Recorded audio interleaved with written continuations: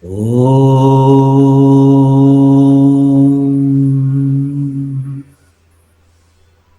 Om.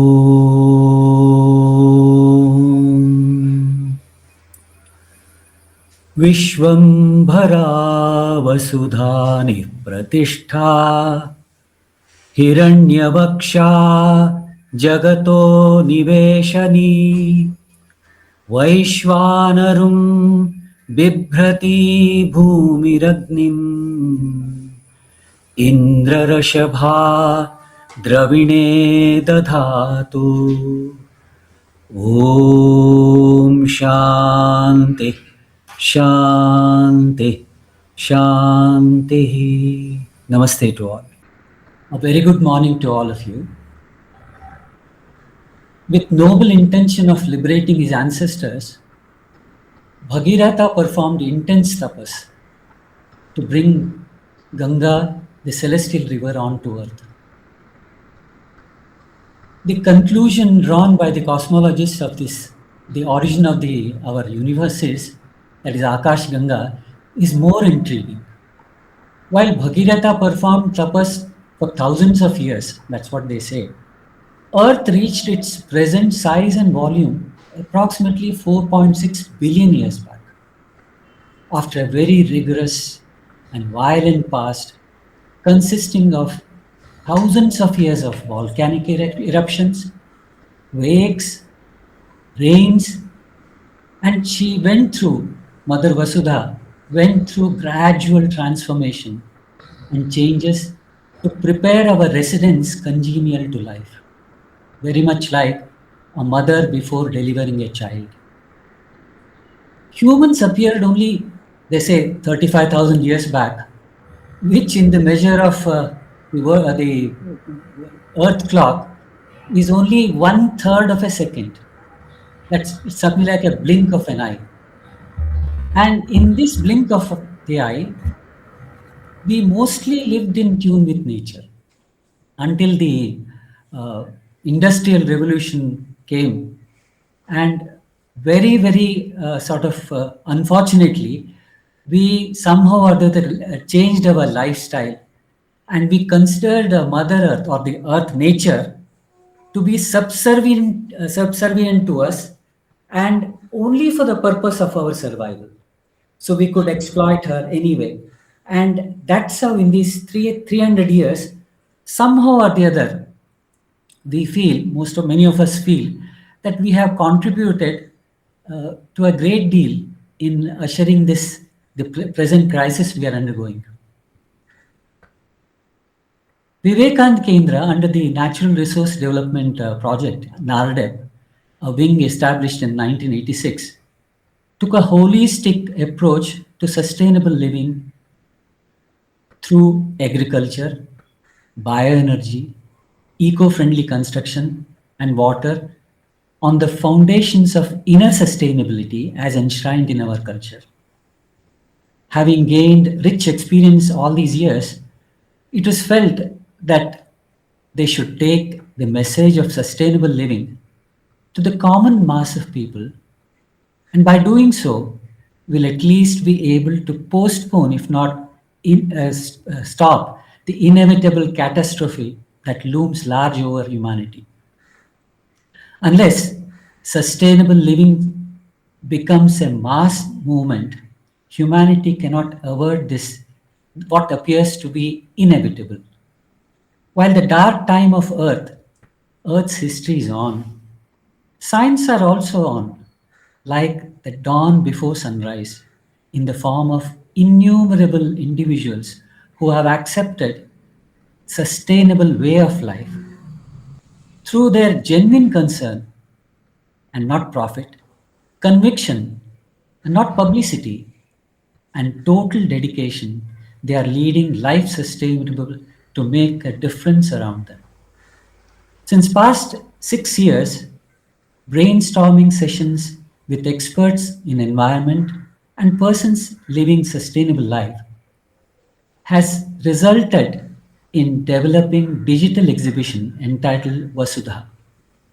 It is not just a display of vital information to those who are unaware of the disaster, of bringing an awareness that the globe, with all its being, living as well as non living, are interdependent on other, but also an appeal to participate in the tapas to help Vasudha, Mother Earth, in her self revival. Having done most arduous austerity, the form of change in lifestyle and lending a helping hand to those who have dedicated their lives for the cause by embracing small changes both at the physical as well as mental levels. It's a heartfelt invitation to be an active part of a movement in giving respite to Vasudha from the damage we have inflicted. Nardep is a building, Nardep is building a network of such persons who are involved in this grand yajna for her to share experience and expertise. And people like many So people who तर have माझ्या व्हॉट्सअपच्या DP स्टेटसवरती तिसरा screen आहे तिथनं येता येईल तुम्हाला जाता आत्ताच सुरू झालं बर कुठल्या तुमच्या माझ्या व्हॉट्सअपच्या डीपी वरती स्टेटसवरती जिथं ईमेल आहे ते तिसरा आणि दुसरा स्क्रीन मध्ये लिंक लावली so आता people सुरू who are already doing some work, silent work. Yeah, we invite them for our weekly meetings. And today we have Dr. Kanitkar, who is going to address us. I welcome all of you to Vasudha exhibition, the working group, and enlighten us to learn more about sustainable living. Thank you so much. Thank you, Rabu, for a very nice introduction, particularly for those who have joined for the first time. Now I request our Dr. Madan Kumar to introduce Ajit Kanitkar formally. Over to Madan. Thank you, thank you. Namaste, Ajit ji. I still recall our days of meeting at Jnana Prabodhini, further on the biogas projects which we have been closely worked. At present, I have been working for Dan Foundation, which you may be aware of, but I might recalling that. Basically, it's a privilege and an honor for us to welcome Dr. Ajit Kanitkar, an eminent researcher, a policy analyst, a development practitioner, with over 4 decades of experience in rural development, public policy, and institutional building. Dr. Kanitkar began his development journey as a volunteer at Jnana Prabodhini, an institution inspired by the ideals of Swami Vivekananda.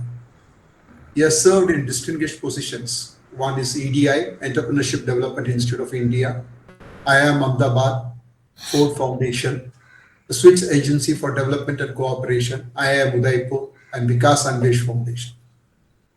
Predominantly, his work focuses on sustainable agriculture, social enterprise, farmer-producer organizations, rural livelihoods, and public policies.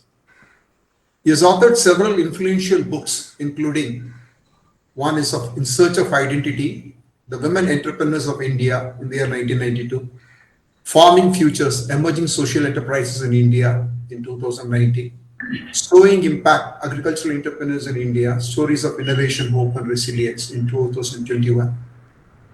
And the last one, or the latest probably new things would have joined to my knowledge, is Farming Futures, Reimagining the Producer Organization in India in the year 2023.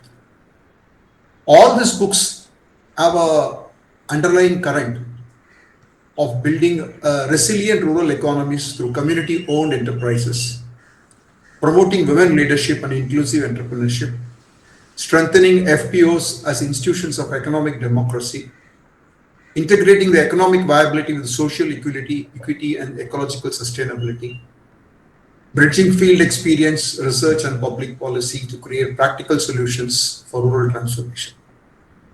Ajit ji, as I am working for Dan Foundation, Dan currently works in about more than 100 farmer producer organizations, promoting collective marketing, value addition, and sustainable livelihoods of thousands of smallholder farmers, translating the ideas of collectivity to the large-scale field practice.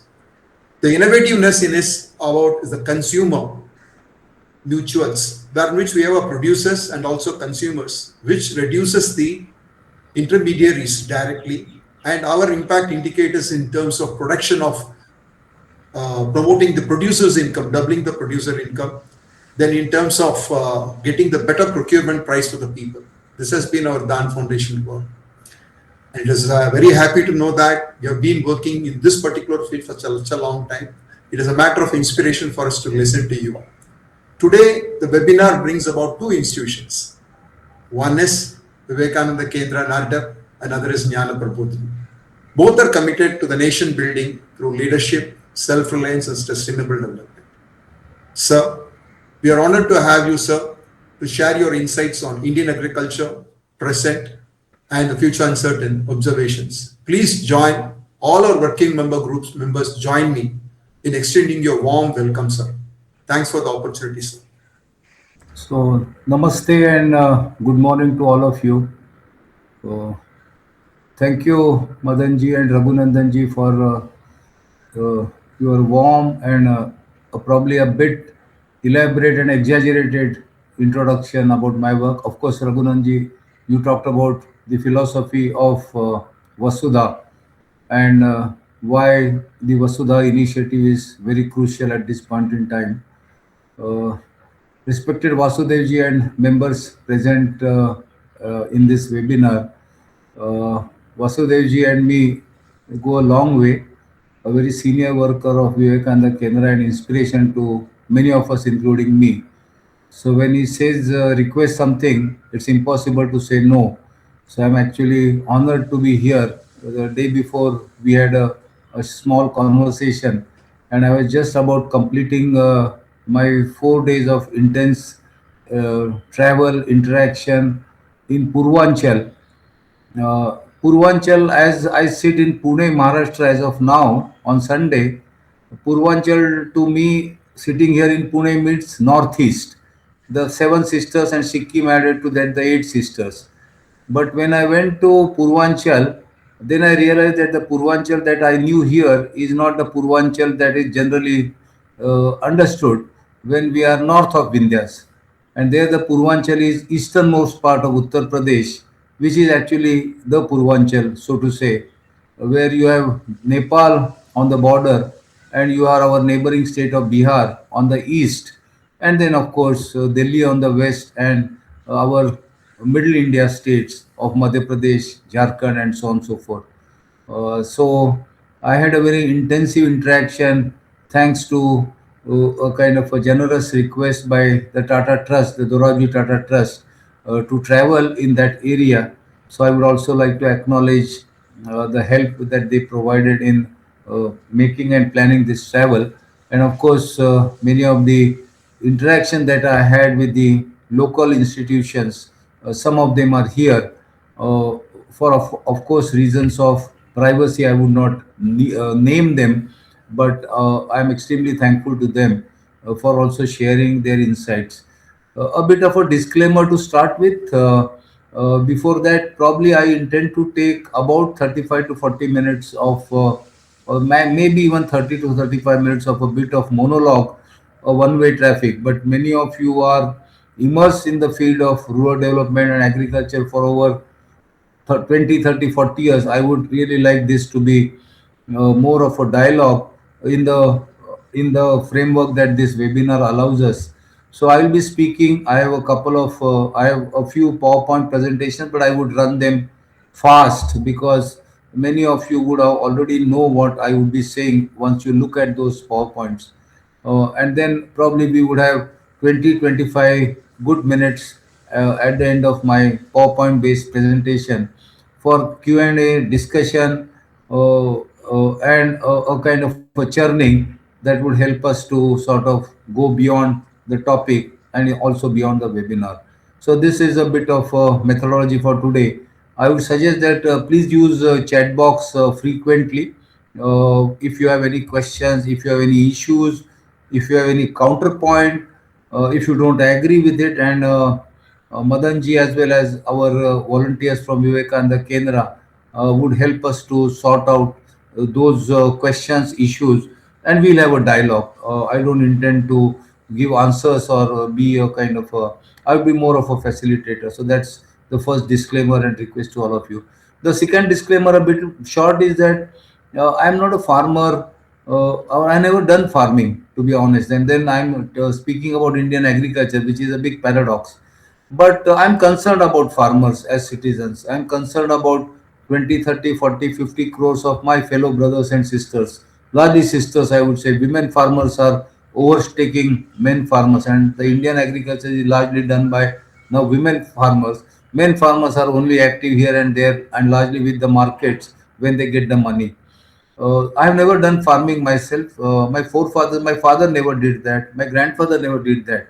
But I think as a citizen and as a development practitioner, I'm deeply concerned reading about it, thinking about it, and immersing in the field location. So, with that kind of an introduction, I might be at some places completely out of reality. So, pardon me if I say some statement, but they are based on more of compassion and empathy rather than coming as an agriculture scientist or somebody sitting on a high pedestal and advising. So these are more of reflections of a practitioner, and many of us travel in the same boat. So I would sort of request all of you to pardon with that. And now we will go with slide one by one. So I will request there is a screen share that's there, and let me see if I can sort of. Uh, I think I would first couple of points I will run fast given the time that I said we'll have about 30 minutes at our disposal. And these are more macroeconomic points, but when we say about agriculture today and agriculture tomorrow, we have to also be a bit mindful about some of the issues that affect us as a country, as an economy, and therefore agriculture also as a part of it. And balancing growth and equity has been one major challenge that our policymakers and governments of all ideologies are facing. That we, as a country, we need development. We need GDP beyond 8% year on year for at least 10 to 15 years. But at the same time, the challenge is how does this growth encompass the person on the last ladder? The Antyodaya has been talked about. And therefore, inclusive development is a continuous challenge. And increasingly, last 15, 20 years, this kind of a dilemma between infrastructure led development or bottom up development in terms of where human development is more important than airports and ports and highways. So it could be versus, it could be and, it could be or. So I'm not taking a position on that, but it's a real challenge that we need a big steel factory. But whether should it come in Gadchiroli by displacing tribals or by giving employment as chowkidar to tribals in a steel mill in a steel city is a real dilemma, and there are no easy answers. This dichotomy was actually articulated by Sharad Joshi, the farmer leader. Many, unfortunately, all over the country do not know Sharad Joshi. Those who know about Sharad Joshi as a poet, as an author from the Hindi region of our country. But Sharad Joshi, a firebrand Shetkari Sangatna leader, he actually coined this term India and Bharat, that there are two Indias living simultaneously, and the one India that is marching ahead and the Bharat consisting of largely of farmers is lagging behind. That is his 1980 philosophy. And as we talk about 2026, we talk about the big numbers of stubborn poverty, growth at 8%, 6.8%. This phenomenon, this monster of poverty is stubborn. We are able to control it, but not really bring it to a respectable level. Still, we are hovering around 20 to 30% of our country, and citizens are still poor, depending on the statistics of World Bank or Government of India or a private sector initiative you take. So that's the big challenge, and poverty again is directly related to not just urban phenomena but the stagnation of agriculture, the shrinking of agriculture industry, industry not growing and giving enough jobs, and so on and so forth. And therefore, one is also talking about a phenomena of jobless growth. Economists have written about it. So our GDP is growing, economy is 5 million, 5 trillion, you name it. I don't know how many zeros you have. But this kind of a growth of the economy is not giving meaningful employment to large number of youth entering the job market. Our late President Abdul Kalam ji talked about demographic dividend, but I just want to caution you that this demographic dividend was the theory talked about 15 years ago. We are almost going to cross that demographic dividend in another 4 to 5 years, and by 2030 and 2032, we will be losing that dividend. So already we are moving ahead with a kind of a demographic disaster, if not a destruction. So that catching phrase of demographic dividend, India is getting increasingly mid or post of youth. Just I want to flag the point bit outside today's discussion. Urbanization, all of us know, people are leaving agriculture, and youth is searching. Both men and women are looking for life and livelihood. Now, this is not just play of word. I traveled to large number of tribal areas. Many of you do that. And one of the phrase that one has often heard in tribal areas of Nandurbar and Gadchiroli कि हम जीने के लिए बाहर निकल रहे हैं, जीने के लिए बाहर निकल रहे हैं, as if to say that living here in wherever we are is living in dirt or living without any hope, and by leaving this place for a better we are living to cities and therefore जीने की वहाँ कोई उम्मीद है. But at the same time, we know that our cities are becoming unlivable. I know don't need not talk about the traffic, pollution, congestion, crimes, all that, and simultaneously our villages are getting deserted. And villages, and often again, this is the scene that I saw last week also. I go a bit to the slide that I missed. I just want to come down a bit so that I can see, or maybe I'll go full screen. Give me a minute. Yeah. Is the full screen visible? Is the full screen visible? Yeah. Yeah. Yes. So villages now are largely places of people who have no aspiration, who cannot walk around, who cannot jump around, and it's largely old people and women waiting for their husbands and brothers to return from the city with some money. Of course, we have done good work. It's not to have a bad picture at all, because otherwise we'll not be sitting here. A lot of things have happened in UPA 1 and UPA 2. And I deliberately want to mention that here. Not that I'm talking about any politics of this side or that side, but we have right to education, we have right to information. We have MG Narega, which is now Ramji. We had food security, all those things, Forest Right Act, FRA, that happened in UPA 1 and UPA 2, and all of us are reaping benefit of that even before 2014 came in. So let's acknowledge that. I'm not going in details into that. And of course, with our current Honorable Prime Minister taking or championing the cause of Amrit Kal from 2014 onwards, we have large number of initiatives. I've just noted a few of them. Skilling is there, Make in India is there. That list can go at least to 2025. I just put the prominents were there. A bit in the history, last 3 4 years also, a lot of things have happened. For the agriculture, we have seen Lakpati Didis who earn at least a lakh rupees income, and they are at least 10 lakh. That is the ambition. We have seen drones. The new word that is talked about is digital agriculture. But also, along with that, also is the reality that 80 crore Indians post COVID still continue to get, if not food vouchers, but at least some 2 kilo, 4 kilo food on ration on the public distribution system, and that has not yet stopped. So the stubborn poverty that we talked about is also reflected in large number of people from urban and rural areas still depending their daily minimum intake of food on the government food that is distributed. Dole may not be a good word. Somebody might say it's a right, but it's happening that ration shops are still distributing food at a subsidized price.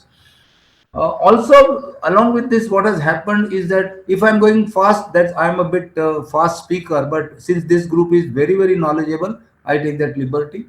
The global is the word that our honorable Prime Minister uses very frequently. It's the interaction of local and global, but that is sometimes positive, but most of the time it also could be disruptive. And we have seen COVID, all of us have suffered through that.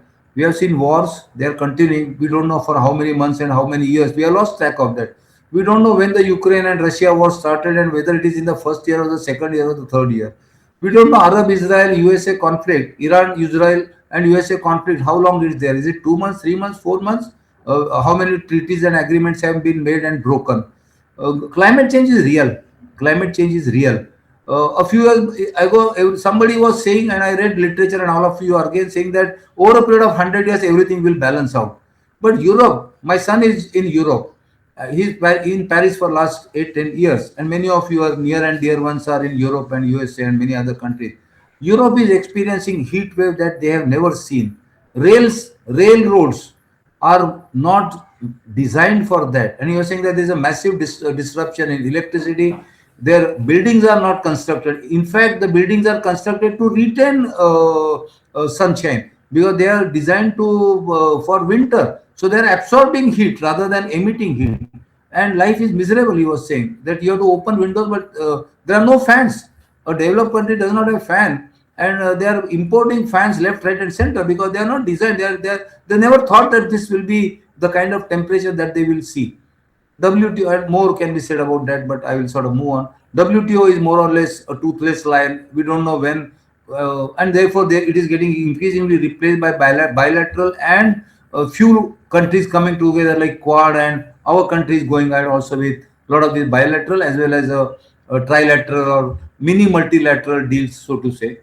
But also there are interesting phrases that are being talked about. Now you'll say, "अरे ये भैया agriculture के बारे में कब बोलने वाला है?" So I'm coming to that slowly. Have a bit of a patience because these are important. We have seen Enam, the national mandi, so to say, electronic mandi. Now the question that all of us need to ask is that how long, how far effectively it is functioning? Are ordinary small marginal women farmers able to trade on it? So that's the question. I leave it as we go get into the future. Farmer producer companies started about 20-25 years ago. That time I was studying in IRMA, and the first committee report, my colleague, Professor Ajay Dubey, actually wrote the first working paper. I need to say, state its history. FPC is not a creation of today. FPC is a creation of 1995 working paper by Professor Ajay Dubey, my good colleague in IRMA at that point. He wrote about cooperative companies in New Zealand, cooperative dairy companies in New Zealand. That working paper is available. I can share that you. From that you have Alap committee, and then you have amendments in the Companies Act, and therefore like a Tata, Birla, and a Ambani group of farmers actually can start a farmer-owned, produce, managed company. By the way, Sharad Joshi was the first to start a farmer-producer company, and that was Bhama Kheda. He started a soybean producer company in Wardha region, with shareholders by farmers and producers also farmers. Again, a bit of history. Drones are coming up. People are talking about precision agriculture. Earlier, we used to say agriculture extension services. Now, advisory is a good word brought to us by four big companies and also by people who have been educated in the West. Because advisory extension was seen as a bit of dirty work because you go to the field and get your hands soiled. So, advisory seems to be a nice air conditioned room word. We know soil health cards. We have personal health cards. Now, one is talking about digital fencing, digital fencing for traceability. So if I'm growing something organic, how does a consumer in Europe know that this is really organic, made by in a particular plot or produced by a particular farmer? One can through a QR code actually do a digital fencing of an organic or a near pesticide free field. And one is talking about AgTech, agriculture and technology integration. I go ahead. And these are again the new kits, the new words on the block: end-to-end value chain, organic, near organic, non-pesticide management. And there are different schools. Like in music, there are different gharanas. There is a Subhash Palekar gharana, and there is another gharana, and there is a between a fusion gharana, and there are some very hardcore propagandists or hardcore practitioners. Propaganda is a wrong word. The hardcore practitioners, and there are some pragmatic, and there are some on the other side. And one is talking about residue free food. One is talking about ONDC. ONDC as a trading platform, and one is talking about NCDX, and digital cooperative is a new kind of a word that all the cooperatives without any deposit in their bank accounts and with no member patronage, we are going to digitalize them for the 22nd century, where they don't have even a profitable balance sheet, but anyway they will be digital cooperatives in the next 2 years with grand target set. Again, the new buzzword: technology, data, dashboards, app, virtual, real grounded, agri stack, social enterprises, and valuation is the. Now I go to Purvanchal at last. Vasudevji will say, "Ki bhaiya, is it a wrong number that he died the day before?" Now at least I come to that. The work that I went there, and here I'll speak about for 15 minutes. Here, the work that I went, Tata Trust asked me to look at some of the projects that they're about to initiate. They have some partners there on the ground, and large number of NGOs are also acting there. And the theme of the project that they're exploring is that in Purvanchal, the eastern part of Uttar Pradesh, in 7 districts particularly, not in western part or central UP, we are not talking about Tarai. We are talking about districts around Kushinagar, Around Gorakhpur, Balia is one, Kushinagar, Sant Kabir Nagar, and so on and so forth. Can agriculture be diversified? The current agriculture practice, water is available in plenty, soil health is good, but farmers are now continuing with the dhan and the wheat rotation. So dhan to wheat, wheat to dhan, paddy to wheat, wheat to dhan, and of course MSP and all that. So one of the objectives that they wanted to look at is that can this practice of dhan to wheat can be slightly encouraged or motivated to go to high value crops, and high value crops not just for the sake of high value crops, but by having high value crops, one is able to capture the value. All of us have heard the word value chain. One is able to capture the value, and that value capture is for the benefit of the farmer. Value capture is already happening by the private sector and the person who bridges the gap between the farmer and the market, the so-called middleman and the bicholia. The traders are doing that. Now, can this value capture be done in benefit of, for benefit of farmers? And that actually will lead to income enhancement. That's the ideal, or that's the vision of the project. And can it be done over a 4 to 5 year time frame? And what interestingly they understand and they sort of state in their vision and statement is that this has to be not as a solo attempt, but it has to be around an ecosystem. And all of us are aware of a ecosystem. The Green Revolution gave us an ecosystem. I stay in Pune and there's a UPSC coaching capital of, if not the country, of Maharashtra state. There are about 1,50,000 students from all over Maharashtra who converge into Pune. And there's a UPSC ecosystem starting with coaching classes, with messes, with tea stalls, with rented places, with Xeroxing shops, with large number of faculty getting concentrated, and a kind of a माहौल कि यहाँ से UPSC किया तो दिल्ली के बाद पुणे के लड़के लोगों का चांस अच्छा है type. So we know ecosystem.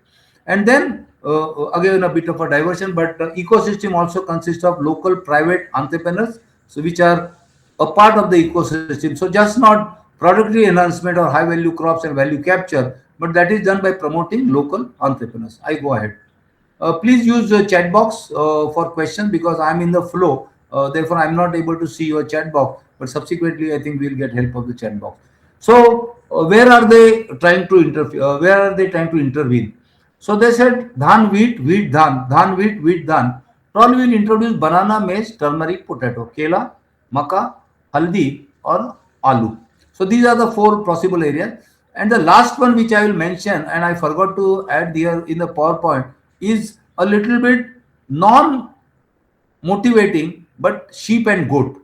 Because sheep and goat, of course, is not crop. I will not use the other word because it's a little bit unparliamentary to use that word. It's not an attractive word. Small ruminant, ये छोटे छोटे लोगों का काम है, but it's an important sector that I witnessed there in Purvanchal, which is sheep rearing and goat rearing. That's the fifth one. Now let's talk about these particular crops in terms of the understanding that I had as a non-agriculturist person. It is being grown there. Not that it's new to that. There are existing pockets. There is an ambition or there is a vision that with the new airports coming at Gorakhpur and Kushinagar, both the airports have been recently commissioned. Gorakhpur, of course, is the constituency of Honorable Chief Minister of Uttar Pradesh, Mananiya Yogi ji. Kushinagar is an important tourist place where Lord Gautam Buddha attained his Mahanirvana. So it's coming in a big way on international tourism circuit, the Buddhist circuit linking Vaishali, Lumbini, Sarnath, Bodhi Gaya, and Kushinagar. But the market linkages on the banana value chain are mostly local traders and nearby mandis, and therefore value capture is none for the farmers. That has to be added every time. And there are talks of intervention about tissue culture, getting the right banana. Banana is not the seed, but banana kind of a rope. Jalgaon say from Jain irrigation. There is talk about ripening chambers, which can actually do a bit of storage, timing the market, sell it when if the market is ready. Otherwise, just hold it rather than the banana crop getting wasted. And there are issues of crop management, insects and other things damage, and labor shortage is severely experienced by the farmers whom we met. So that's about a bit about banana. Then maize. Maize, of course, is an existing cluster there. It's not new. Farmers have been cultivating maize in the area that we visited. By the way, and there are some colleagues here and they can sort of correct me. I did about 3.5 days of field work. On day two, we did about 13 contacts. We started at about 8:30 and ended the day at about 7:30 in the evening. 13 contacts in a diverse way, and each contact or each meeting lasting for at least about 30 minutes to 45 minutes. So that was kind of intensive work that we did. So whatever I'm sharing here is those glimpses or this kind of small information that I gathered. Maize cluster does exist, but farmers have given up, or farmers are giving up because of huge losses between nilgai and farmers. So normally we talk about man-animal conflict. It's the reverse here. If the Nil guys, the hordes of 100, who come in, who eat all the crop, and farmers have no option. You cannot kill them. They are very cheeky animal. They come at night. Some farmers have tried non. They have tried a little bit of a shock kind of a treatment, but that's not in law. Of course, you cannot guard acres and acres of field, and they destroy each and everything that comes in the way, and they produce also comparatively faster. They are fast breeding, and therefore farmers have given up. Farmers have given up on maize. Whosoever is cultivating, there is no market linkage, of course. Value capture, of course, is none. But you talk about the maize market, it's growing because the requirement of chicken and other meat products is going is increasing day by day as urban consumption is increasing. Poultry feed is required in big number, and of course for poultry feed you have maize as one of the important constituent. And now there are debates about food and fuel type. So ethanol also, some people are thinking that maize can also be a kind of a input for fuel, and so on and so forth. So on the demand side, as far as I know and I studied, there will be a continuous market for meat and meat products, and therefore for poultry feed and therefore for maize. But currently farmers are giving up, or they are just doing it just for the sake of doing it. But there is a continuous up and down. Turmeric, of course, there is a existing cluster there. When I say cluster, a group of 4 5 villages, about 50 80 farmers. Not all 10,000 farmers would do that. इक्के दुक्के करेंगे, छोटा group में करेंगे. Practices are known. Practices, they know how to grow turmeric. It's not new to them. It's not a new introduction that's happening. But there's an interesting socio-cultural context that we heard again and again there, and that is called Bhram. Bhram in Hindi. Illusion, or I don't know, एक belief है. Whether it is right belief or wrong belief, who am I to judge that?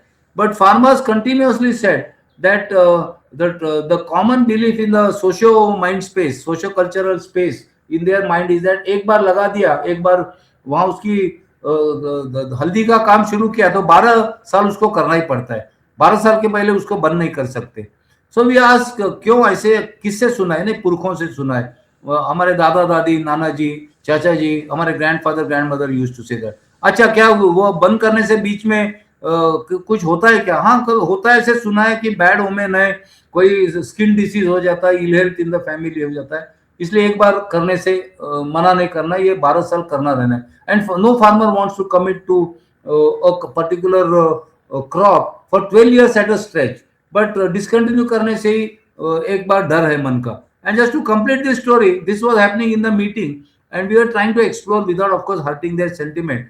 And one of the farmers cheekingly at the end of the meeting came to us and said, sir वो जो कह रहे थे वो ठीक कह रहे हैं, लेकिन ये मेरे पास ये 25 किलो हल्दी है, और ये 25 किलो हल्दी मैं सीक्रेटली अपने प्लॉट में ये सीजन में अभी मैं लगा दूंगा, क्योंकि मुझे पता है ये भ्रम की बात है, और ये भ्रम वगैरह ठीक नहीं. अभी हम लोगों को भी समय के साथ रहना चाहिए, etcetera etcetera. So much about भ्रम in the formal meeting, and informally there is an interesting FPC that is happening there, and many of the colleagues who are here, Manoj ji, वो FPC का बाद में आप नाम लिख दीजिएगा chat पे.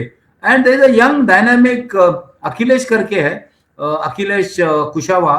He is a MTech, returned after his studies back to his village, and he is a CEO of that. हम लोगों ने वहां देखा उसके हल्दी पूरा वैल्यू चेन कर रहे, एक्सेलेंट मशीनरी इन प्लेस, हल्दी इन स्टोर, हल्दी ब्रांड नेम से बिकती है.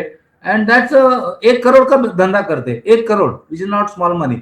1 करोड़ का धंधा, procurement as well as processing, and running for last 3 years, and not on any government subsidy, on their own. Manoj ji थोड़ा उसमें बाद में मैंने आपका नाम देखा. मनोज जी हमारे साथ तीनों दिन थे वहाँ, एक अच्छे संस्था के साथ काम करे, खुद बाराबंकी के, और वहां भी उनका अच्छी एक पकड़ आई है एरिया पे. तो बाद में थोड़ा चैट में ये संस्था के बारे में और एक दो फोटो है तो बाद में वासुदेव जी को भेज सकते हैं. So value addition does happen and haldi again is a big what cumin value जो है very high in cumin value. So turmeric again high potential. अरे ये आगे क्यों गया? Sorry. And potato. It's best suited. But again, the inputs that we found is that seed replacement is almost non-existent. पुराने जो चल रहा है वो सीड चल रहा है. Production is therefore stagnated. And an interesting insight that I heard from an IRMA student is that potato is sold as a commodity.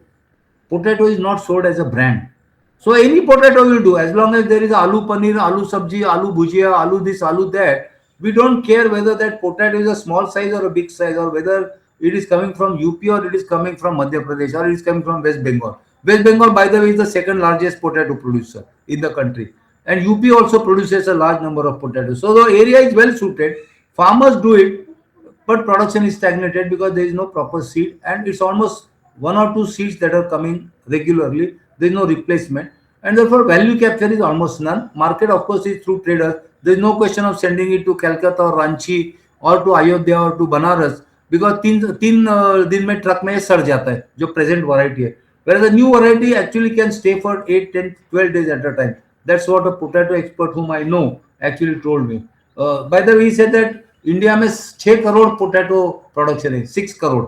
That's the potato by production and consumption. There is a glut. And potato price, as you would have seen, like unlike tomato, which can be sold at 50 paisa or 1 rupee and can be sold at 80 rupees a kilo or 100 rupees a kilo, potato price is always stable between 15 rupee, 20 rupee, 25 rupee, 30 rupee. I have at least not bought potato at 100 rupee a kilo. If somebody has bought it recently, let me know because it is sold as a commodity. As long as there is a potato with a shape of a potato and a color of a potato, one doesn't care what is contained inside. So therefore, so what is my takeaway? Last 4-5 slides, and then of course we will have. Overall scene that I gathered is, and the topic is Indian agriculture. Of course, I am bringing it down to Purvanchal. Is local youth is not at all interested. Is in agriculture. Agriculture is seen as a last resort. Agriculture is a last resort. Agriculture में life नहीं बन सकती. That's the belief. That's the belief for a large number of local youth, men and increasingly women also. Nobody wants to pursue agriculture as a career. Government extension machinery is almost defunct, and we may not like it. We might say it proudly that government ऐसे पूसा ऐसे है. I'm proud of our government. I'm proud of our infrastructure, but that infrastructure is getting rusted. We visited a KVK which has just one scientist. You will not believe. One KVK which has just one scientist to take care of at least 100 villages. कैसे चलेगा ये KVK? When they will be able to have farmer connect, when they will be able to have extension activities of farmers, they are just running the infrastructure. They are just sitting in offices and saying that this variety is good, that variety is good, this research is happening. The government infrastructure and agri extension machinery is almost non-existent. And I make this statement with a lot of responsibility, not just based on these 4 days of work that I did, but for last 10 years, almost every second month, I am spending 4 to 6 days in the field. I have not seen, except few notable examples like Baramati, many of our extension machineries of many state governments and the central government are non-existent. They were once upon a time good institutions. Like in last 10 years, 20 years, there is a consistent decline and a decay. And therefore, there are private sector players in abundance. And private sector players of all types, seed, fertilizer, pesticides, insecticides, drone, tractors, mini mechanized equipment, packing equipment. They sell only what sells and what is good for them in terms of profit. Nobody knows what is useful, valuable for a small farmer. We are talking about small farmer. And I need to add here that it's not just farmer and small farmer alone. Now, in addition to farmer, there are tenant farmers, there are marginal farmers, there are farmers who do farming but who do not own land, and farmers who do farming for themselves but also do farming for others rest of the time. And there are farmers without identity card because the land का बंटवारा उनके नाम में नहीं हुआ है, पिताजी के नाम से ही जमीन चल रही है. तो for all practical purposes they do farming, but on the government record they don't exist as farmers. तो ये बहुत सारे इसमें women farmers तो मैंने पहले ही बात किया. Soil quality is hopeless. No, nothing to add. That entire Uttar Pradesh is flush with water and flush with urea and other fertilizers thanks to green revolution. Green revolution, we can talk about 5 hours pluses and minus. I don't want to talk about that. It's a topic of a separate this thing. What was once a solution survived our country for 30 40 years, but that solution of one point in time also led to new problem which we have to face now in 2010 and 2020. It's an excess of green revolution that we are experiencing.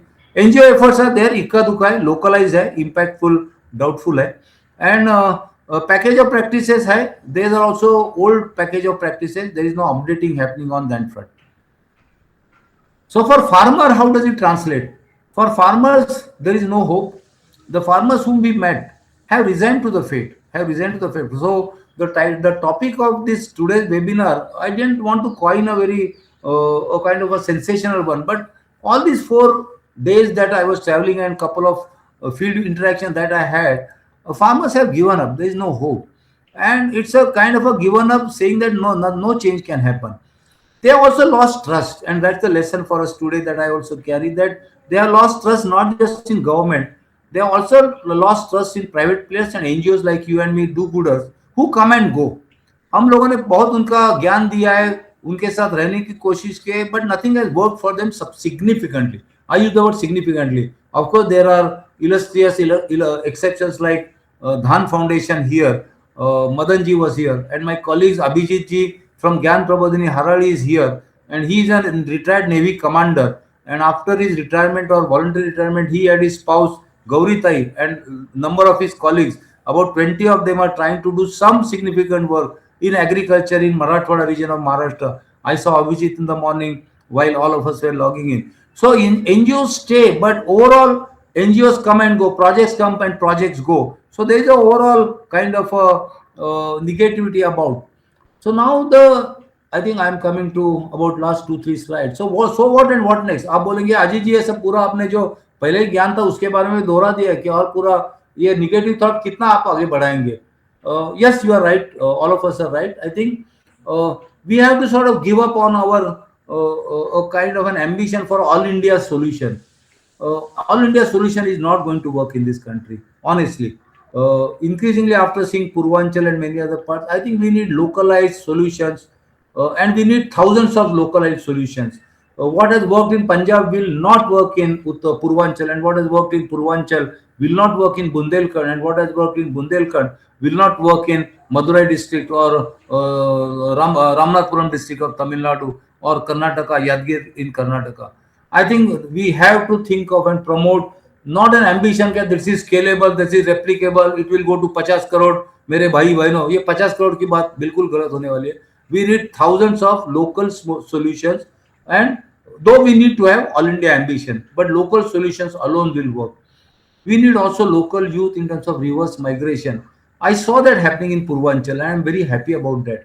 That local youth who are fed up of IT, local youth who are fed up of a hopeless life in Gurgaon slums or Mumbai slums, well educated, qualified management graduates, technology graduates, engineers are coming back to contribute to my land.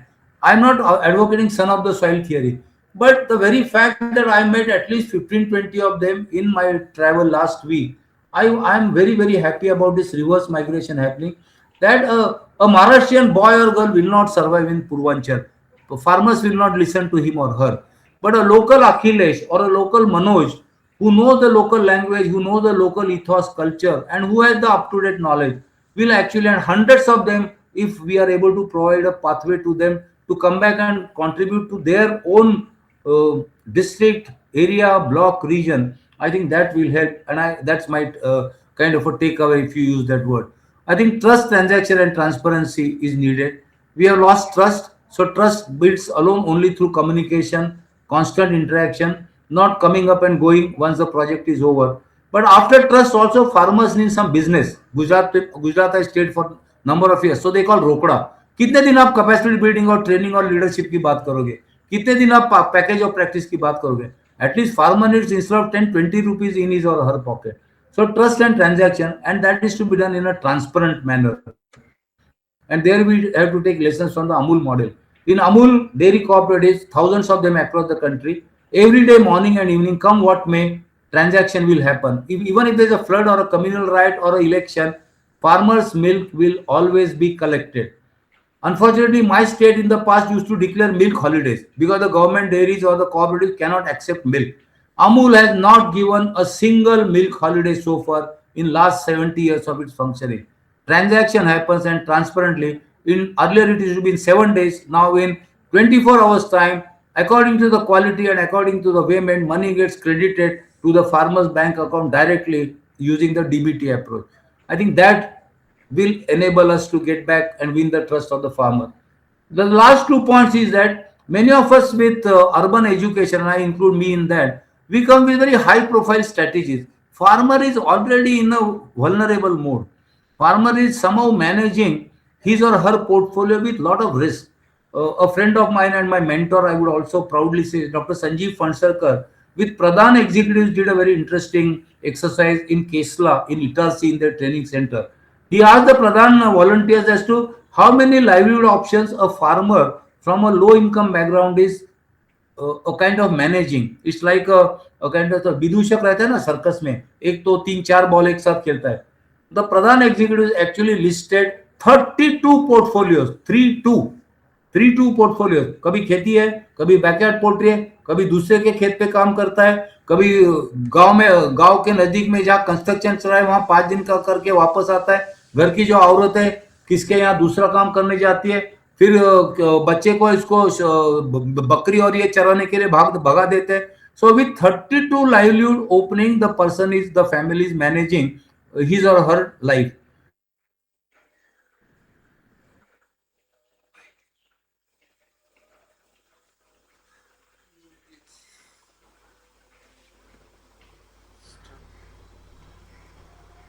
You have become mute, Ajit. And I was speaking to myself. In between, for a few seconds, it was mute. There was a net connectivity problem, sir. Nothing else. Only for Acha. 1 minute, 30 seconds or 40 seconds, the line Okay, got I cut. thought all of you got tired and somebody made me mute. No, no. Go ahead. Acha. No, no. Yeah, maybe I think the Google Meet gave me a signal that now it's time to shut up. I'll close in about 2 minutes time. I'll close in about two minutes. So I think the strategy has to be moved from low risk to medium risk and then high risk. I think we need local institutions. We need local institutions. I think there is no way cooperatives, informal farmer institutions, farmer producer companies, not parachuted institutions. And we also need simple, easy to adopt technology and not high tech and optics oriented. Optics is okay for a poster and a banner, but we need technologies that stay with the farmer, easy to adapt, easy to repair. Local mechanics should be available, local distribution shops should be available, and farmers should understand the use of it. We need minimization of all mechanical equipment that is coming in agriculture is high tech, suited for 5 to 10 acre wala. No equipment is suitable for a half acre wala or 1 acre wala in its size, in its design. It's like a nano car. I think we need a nano car approach for agriculture equipment and all the technology that's happening. I just changed my position a bit because the battery is running low. I'm just moving to a kind of it. We need experts, not like me, those who come and go in parachutes. But I think we need experts who are close to the ground and who have good intentions to mentor. I think the message that I learned in Prabodhini and many other good performing institutions is that it's not people's participation in development or the other way. It's not NGO taking lead and people following. It's NGO taking a back seat and local ownership being promoted. And I will cite a quick example here. We have a good number of CSR funds to deepen the wells. But as Gyan Prabodhini, we have taken a clear stand, and many of our workers and senior workers like Vivek Giridhari, some of you might know, we have clearly said that only if farmers contribute either Samadhan or Chanda, that is cash, we are going to do some work in your village. If you are going to take a back seat and ask us to do work, we are happy to return this money to the CSR organization. It is your work. You take ownership. You run 10 steps. We'll back you with 5 steps. If you are not taking steps, we are happy to not to come to your village. And we have taken a firm stand. Out of 10 locations, in 2 locations, we have to come out. In other words, there was no participation. Farmers were testing us. They were saying, हाँ कैसे है इनको तो पैसा खर्चा करना ही है कहाँ जाएंगे भाग के. But we said okay, we return the money to the donors, saying that people's participation is not coming, and therefore we sort of backed out. So local ownership is a must. Farmers take lead and not the other way. And I go. Is it the end or where is it? Just a minute. Uh,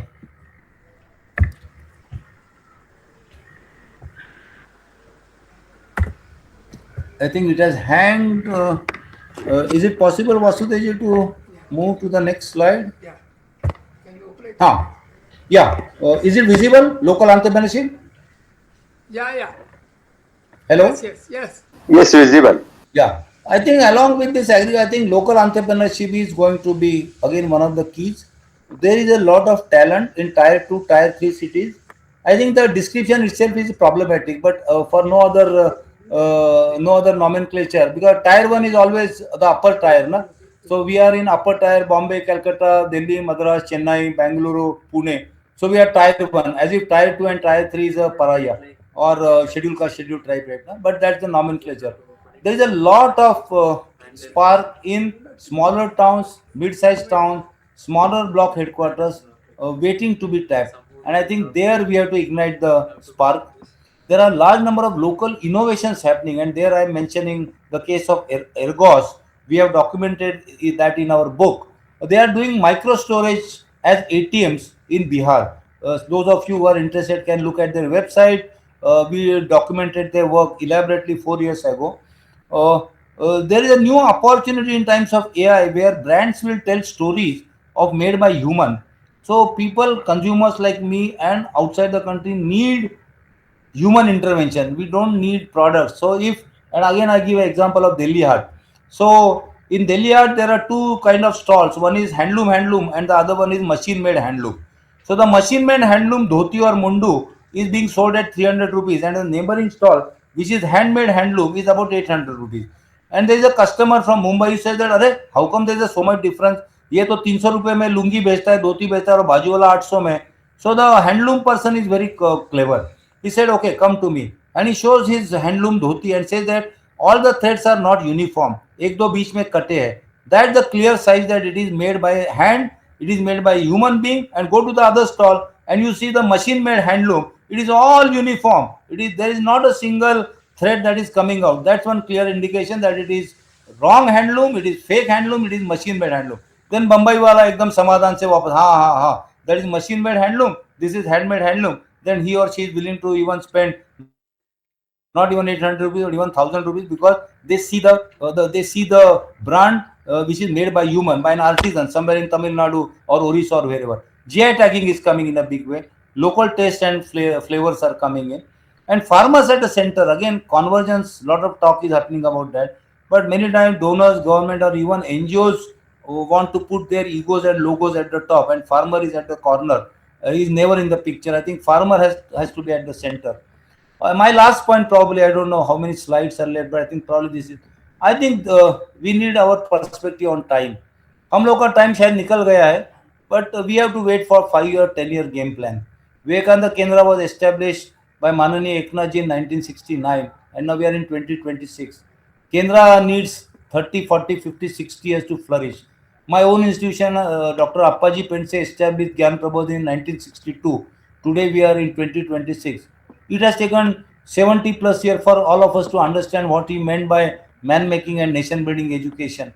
And today we are aspiring to grow big, and it needs time. A sapling doesn't get a sapling doesn't become a tree in 2 years time. Many of us unfortunately are in a quick fix solution, impact indicator, dashboard, indicators, reporting. एक साल में खाली annual report के लिए अच्छे photograph मिलते हैं, एक साल में कुछ बदल नहीं होता है. तो I think we need to acknowledge that this reviving agriculture is a long term game plan. We need to give ourselves time, because we are swimming against the tide. We are swimming against the tide. External situation is not so favorable, though we are growing as an economy, but we need to struggle. And recently, I happened to visit, or I happened to watch a Marathi theater performance, and there this actress, the author, says a very important and a very beautiful line. He says that the fun or the charm of being in a warlike situation is not whether you will win or lose the war, but it is a signal that somebody is still fighting.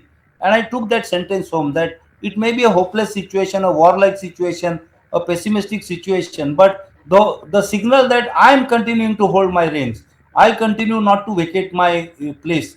I think that's the signal, and then somewhere the tide will turn and things will be on a better trajectory.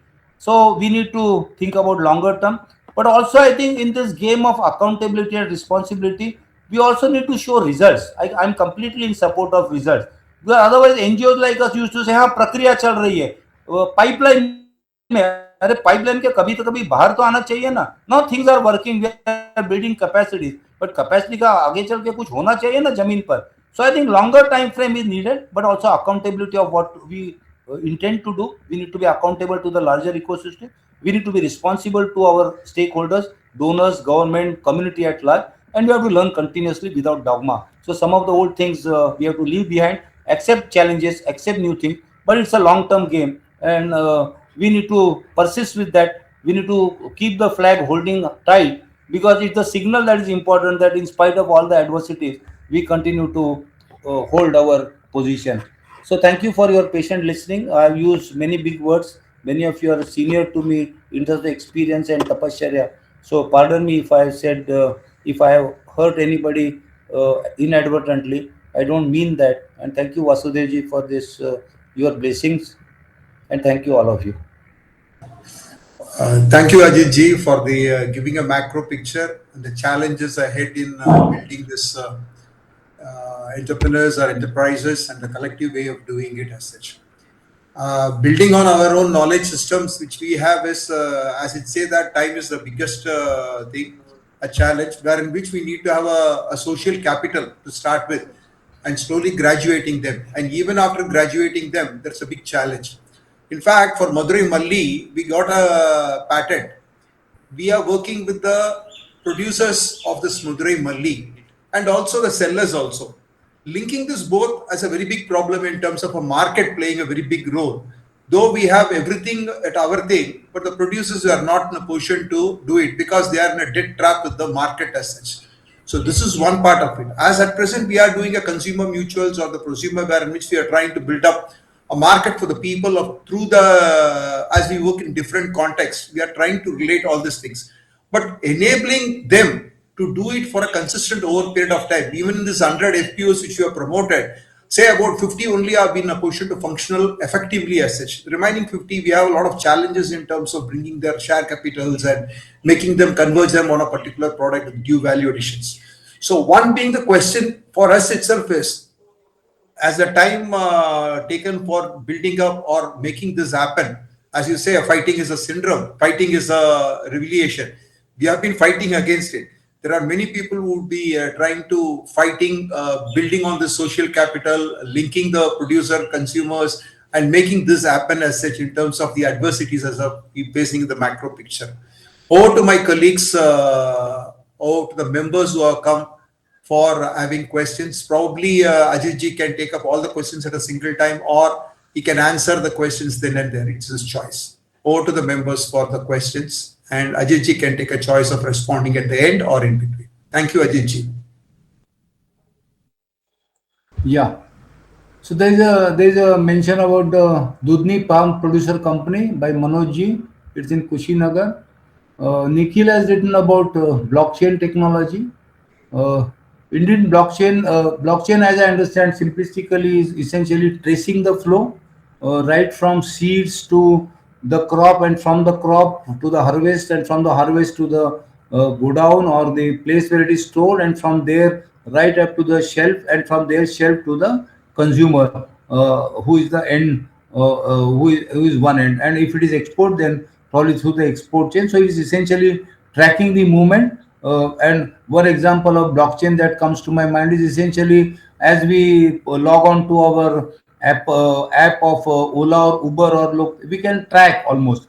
Recently, I ordered a book on Amazon, and almost every half an hour, not every half an hour, almost every 2 hours, I was getting a message that your book is now being packed, it's being dispatched, it's at this place, it has been transported, it has come to this hub. Now it is ready for delivery. Now the person has taken charge of that right up to the time. So almost at every stage there is a technology that's involved, and Nikhil is right in saying that. Of course, for that technology to happen, we also need a process smooth, which is there. Typically in small and marginal farmers, individual farmer can contribute only smaller amount. Let's say I am a groundnut farmer. Maximum production that I can offer to the market is maybe about half a bori or one bori or two bori, or to my cooperative. Bori is a bag.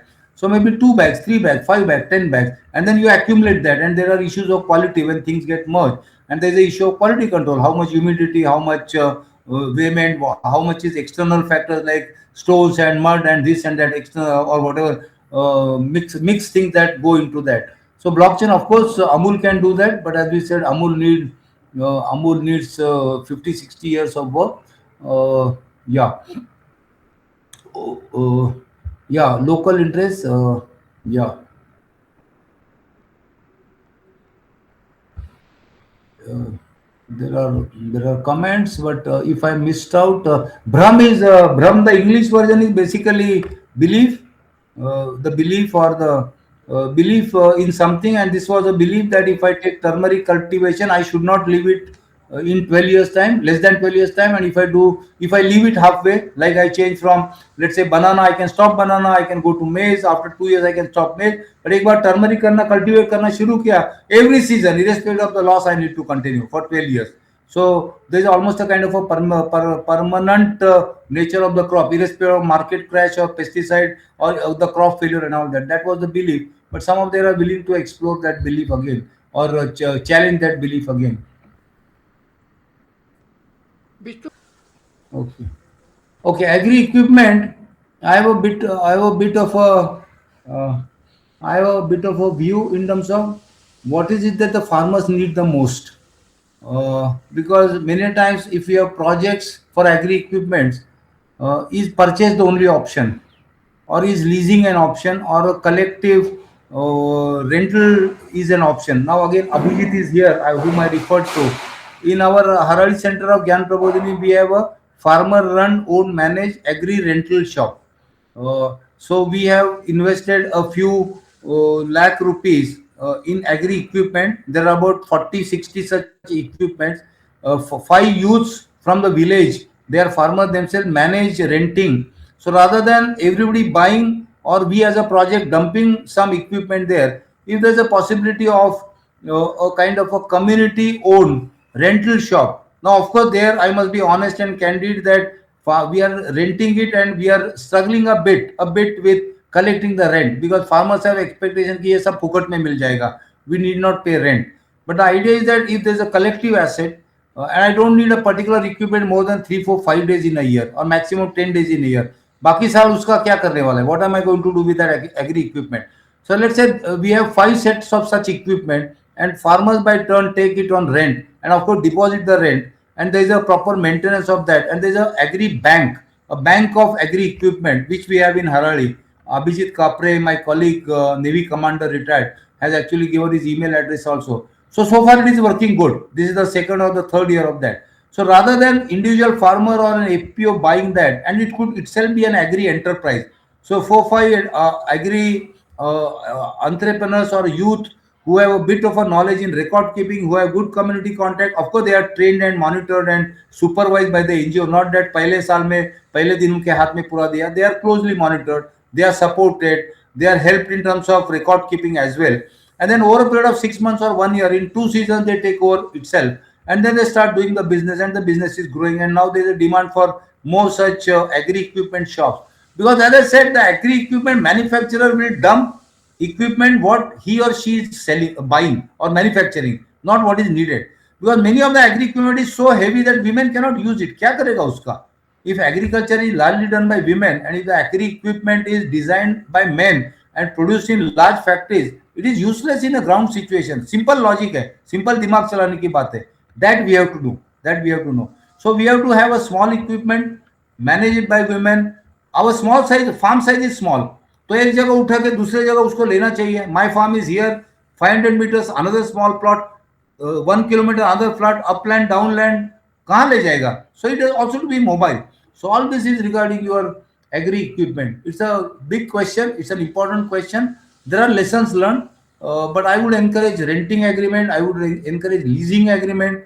I would encourage to try out a collective rental shop if it is possible, run by local rural youth. All difficult, but दो तीन साल के बाद, if that stays, it will run.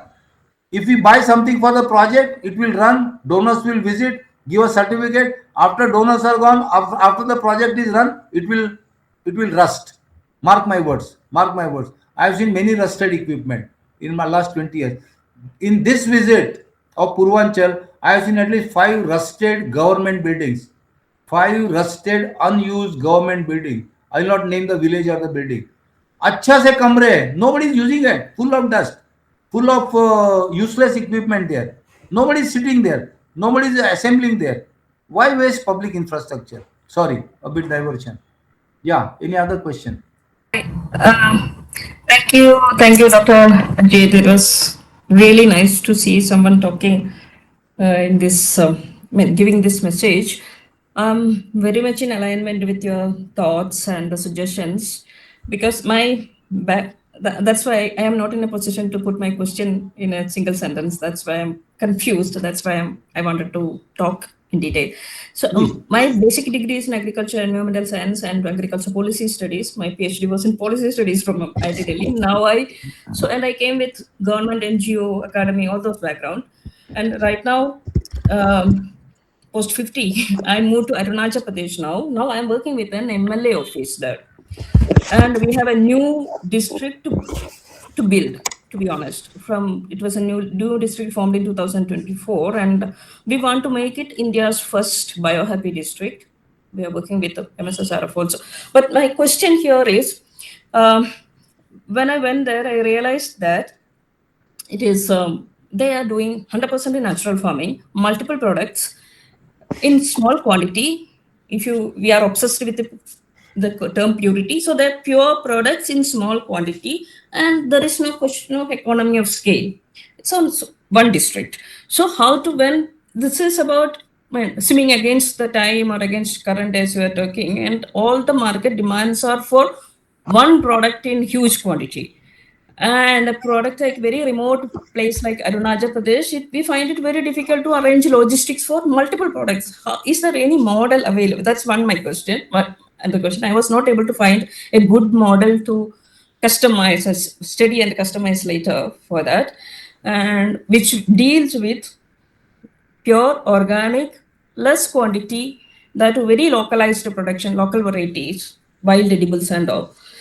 And another thing is that they're 100% natural. They don't even add farmyard manure.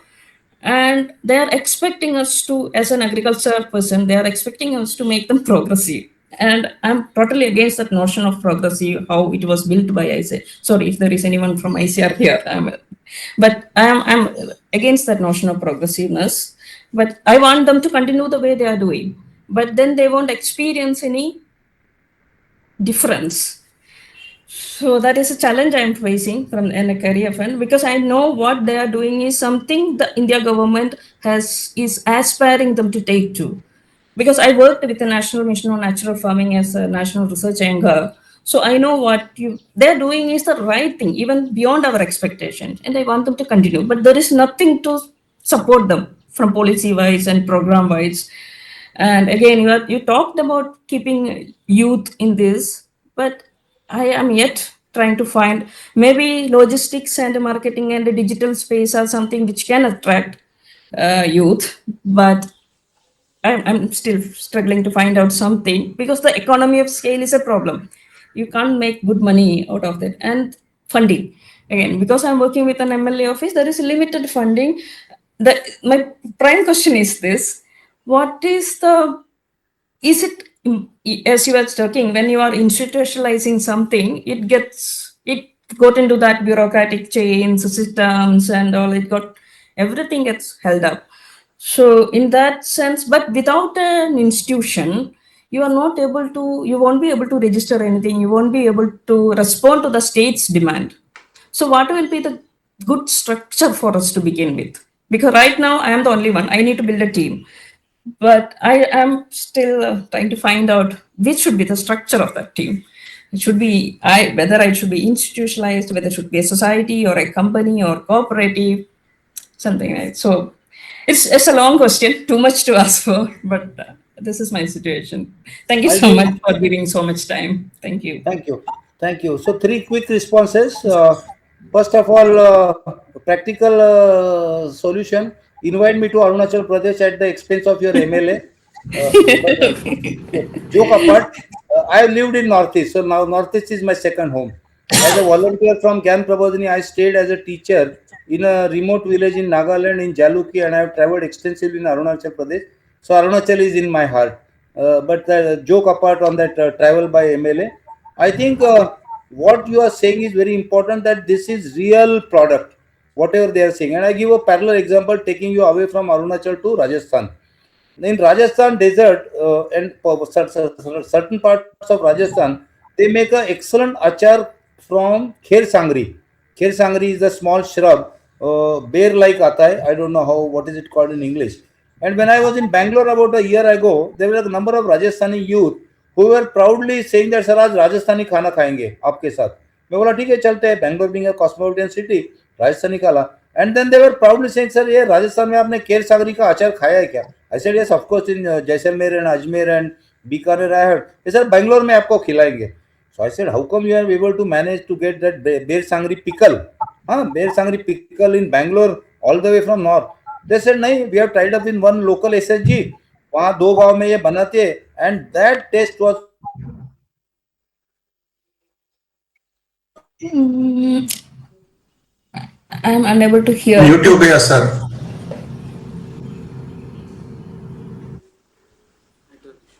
are made in Rajasthan of communication.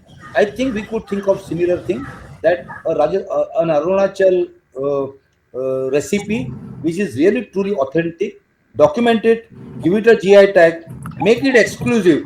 Don't sell it at 2 rupee and 5 rupee. Sell it at 500 rupee one piece. I'm joking. I'm not joking. I'm serious. Don't make it cheap. Say that it is authentic. A Picasso painting doesn't come in rupees, na. A Picasso painting comes in crores and few crores. I'm just giving an analogy. So if it is truly authentic, if it is truly local, make a story out of it, give a GI tag, give a QR code, sell it selectively, no need of scale. Even if 10 women make 50 such items a year, but multiply by a factor of 5,000 rupees per item, give it as an exclusive gift to all our dignitaries come to Arunachal, to exporters, to our foreign affairs minister visiting.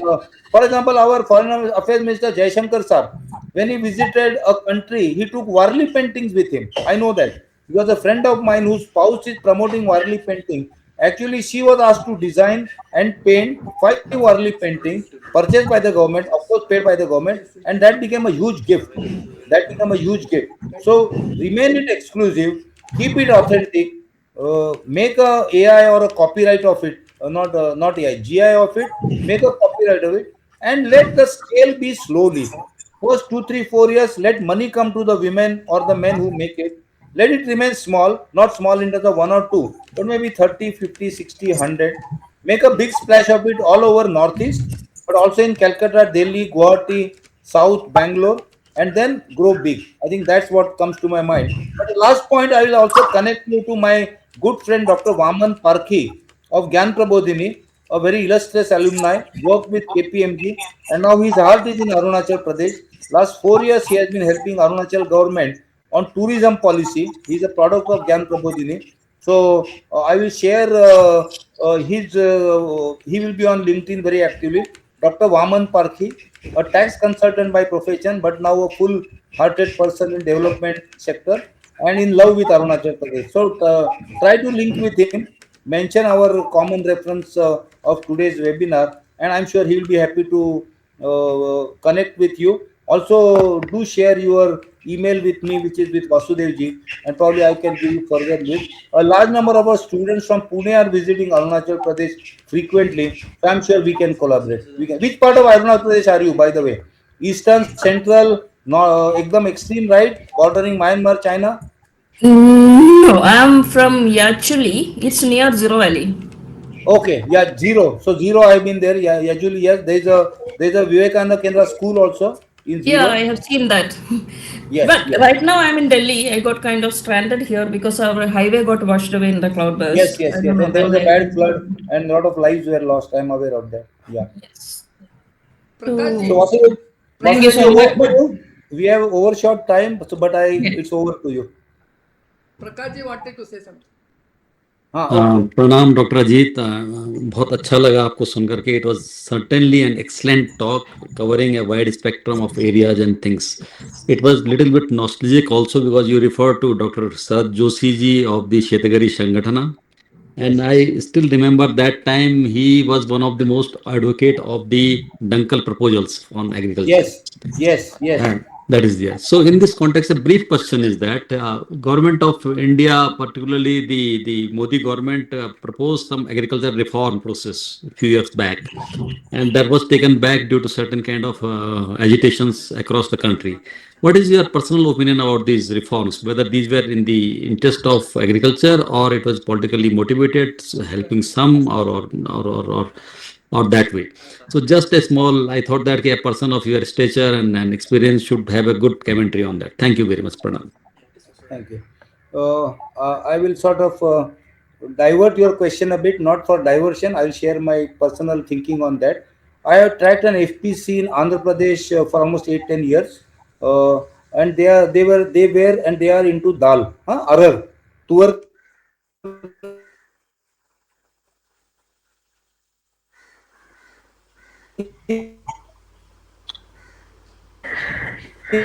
So your net is a problem, sir.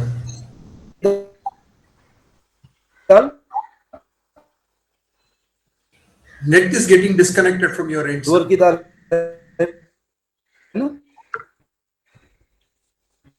And at one point in time they were rupees 12 50 kilo the process. Am I audible?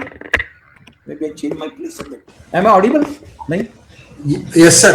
In between there was like a disconnectivity, sir. Yeah, yeah. So is Now it you are better audible. now? Is it better now? Yes, Yeah. sir. Yes, sir. So I was trying to plug the computer.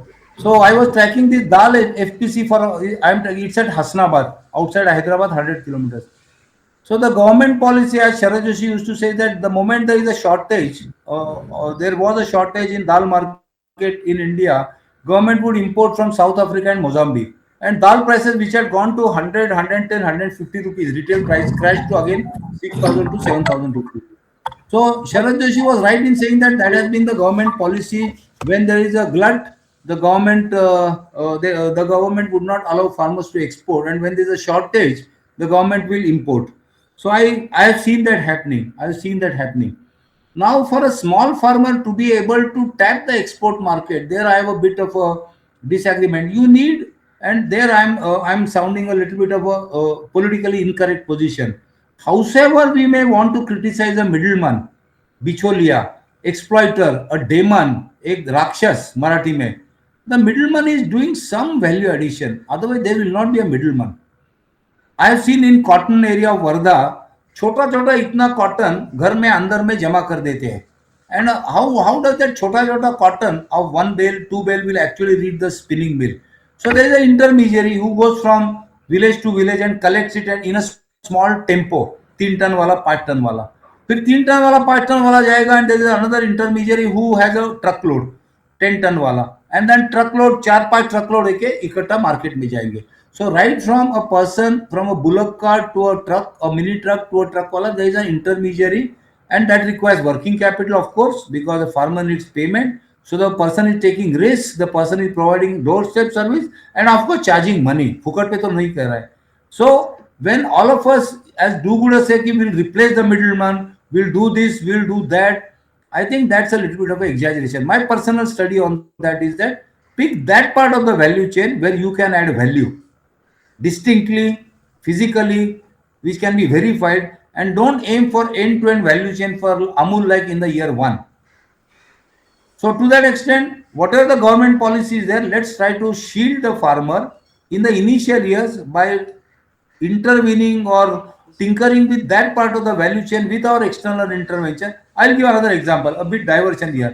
I studied and we studied these goat farmers. Savitribai Phule महिला गोट संगठन का युवा मित्र ने promote किया नासिक के नजदीक सिन्नर में. Now the existing practice is a large number of Muslim brothers are into buying goat and sheep right at the doorstep from the farmer, largely women farmer. तो ये वेट के हिसाब नहीं करते, ऐसा पकड़ते हैं, ऐसा पकड़ते हैं. हाँ ये कितने का है, 4,000 रुपया दे दिया, 4 रुपया. The NGO did a simple intervention. What did they do? They gave a tulai machine, a weighing machine. Instead of holding and saying कि ये 4,000 रुपए का है, they said okay इसको तोलो. और तोलने से पता चला कि ये 14 किलो 400 ग्राम है, इसका मतलब इसका प्राइस 4,000 रुपया नहीं है, 5,200 है. The middleman, the khatik has to give 5,200. I'll give extension of this. Then they became ambitious. They said नहीं नहीं, we have to have end-to-end value chain. तो नासिक में उन्होंने एक दुकान खोला और दुकान में वेट मीट वहां करेंगे, तो अपना अपना साफ करेंगे और वहां हम ऑर्डिनरी रिटेल में 1 किलो 2 किलो अपने ब्रांड से मीट बेचेंगे. End to end value chain, value capture, idealism बंद करना पड़ा 6 महीने में. Because you cannot ask women to be there in the market 12 hours a day. whereas ये खाटिक अपना दुकान खोलता है सवेरे 8 बजे, रात 8 बजे तक वहां बैठता है, and then he knows the customer, whereas women have to be there only for 2 hours. So they close that and they focus only on the weighing machine.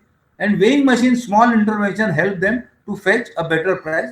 Then went back end, better foot and mouth disease management, better khana management, better care management, better this, better that, shade वगैरह ठीक ठाक करवाया. Value capture was 20-30%. They did not eliminate the middleman fully. So coming back to your question, Sharad Joshi saying that leave farmers to their own destiny, I have a bit of a hesitation. Big farmers will manage their destiny well. Small farmers, chota size farmers will need a bit of a institutional support either from the government or till the time they get organized, because they are more vulnerable. They don't have holding power. पूंजी नहीं हाथ में. तो शरद जोशी का जो principal है policy level पर पक्का, that when dal is expensive late me पे प्राइस 150 रुपीज. क्या फर्क पड़ता है मेरे लिए? Instead of 100 rupees I am willing to pay 150 rupees. Let me pay 150 rupees provided that 150 rupees go back to the farmer. Why it should go to the farmer of Mozambique and South Africa? So to that extent, I fully, I have learned a lot from his literature. I have not met him. I have read his literature. He is a great soul, of course. And I learn, I try to learn from various people. As I said, my role is of a butterfly. यहाँ से कुछ पकड़ो, वहाँ से कुछ पकड़ो, जुगाड़ करो और आप जैसे लोगों के यहाँ दे दो और अपना बोरी बिस्तर लेके वापस चले जाओ. So thank you for your compliments. Very, very nice presentation. Really, very good. I am happy. Actually, our Ajit is very close and dear to all of us. He started his journey from Thiruvananthapuram as a Jnanaprabhuni volunteer. Then he switched over to multinational sport foundation, Swiss agency, Nirma and whatnot. And again came back to Jnanaprabhuni. I'm very, very happy. He was very close to our Angiras Hazrat Mamaji. And all our workers were very appreciative. Our Angiras Hazrat passed away a few months back. And Ajit wrote a very beautiful obituary which appeared in our Marathi journal. And now the same is getting translated in Yuvavarti also. Our Gayatri from Madras, she was telling me the other day that Ajit has written a very good obituary to Mamaji and they are going to publish it.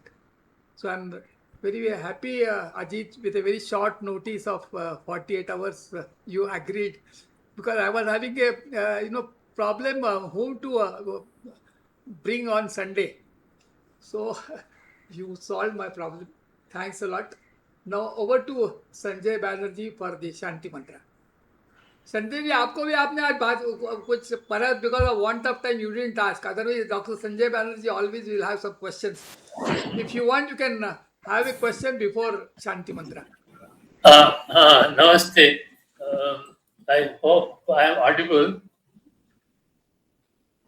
Yeah. Audible, sir. Yeah. Pranams, Dr. Ajit ji.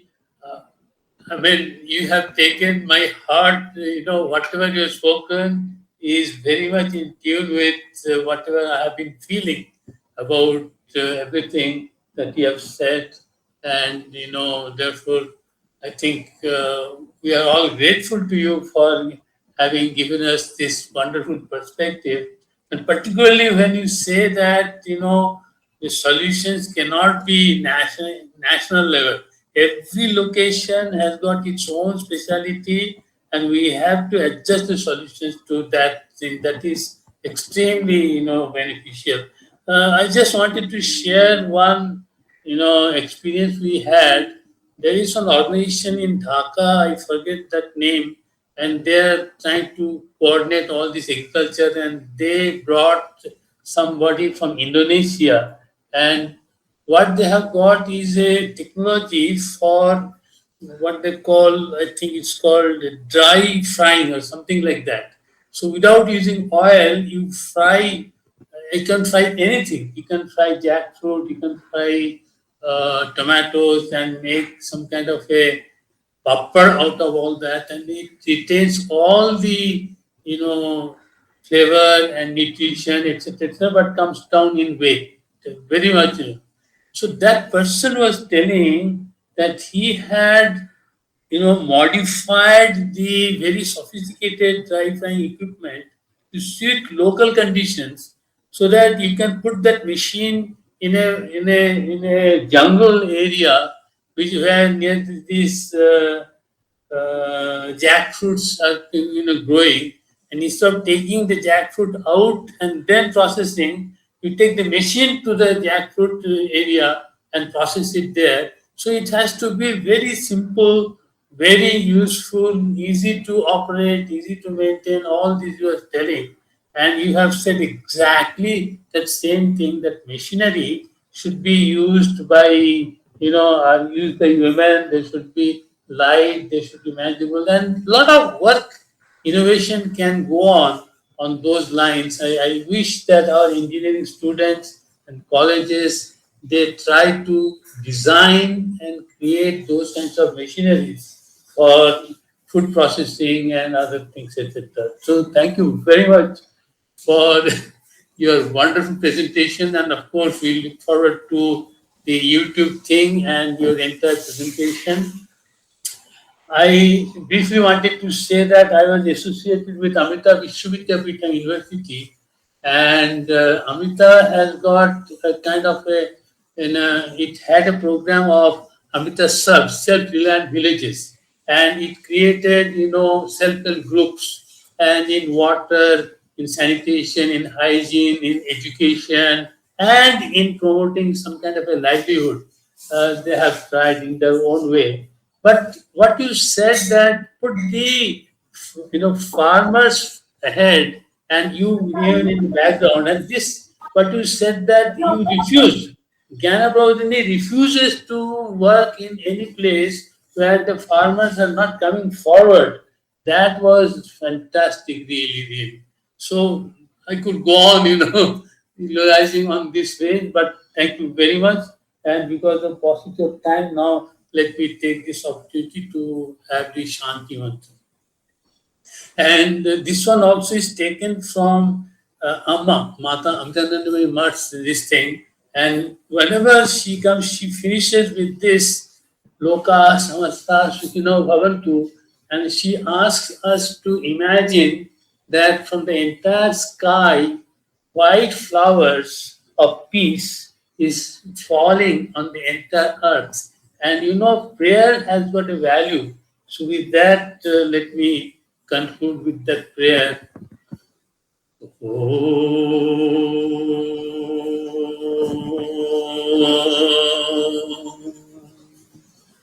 Loka samasta sukhino bhavantu. Loka samasta sukhino bhavantu. Loka samasta sukhino bhavantu. Om Shanti Shanti Shanti. Om Shri Gurubhyo Namaha Harihi Om.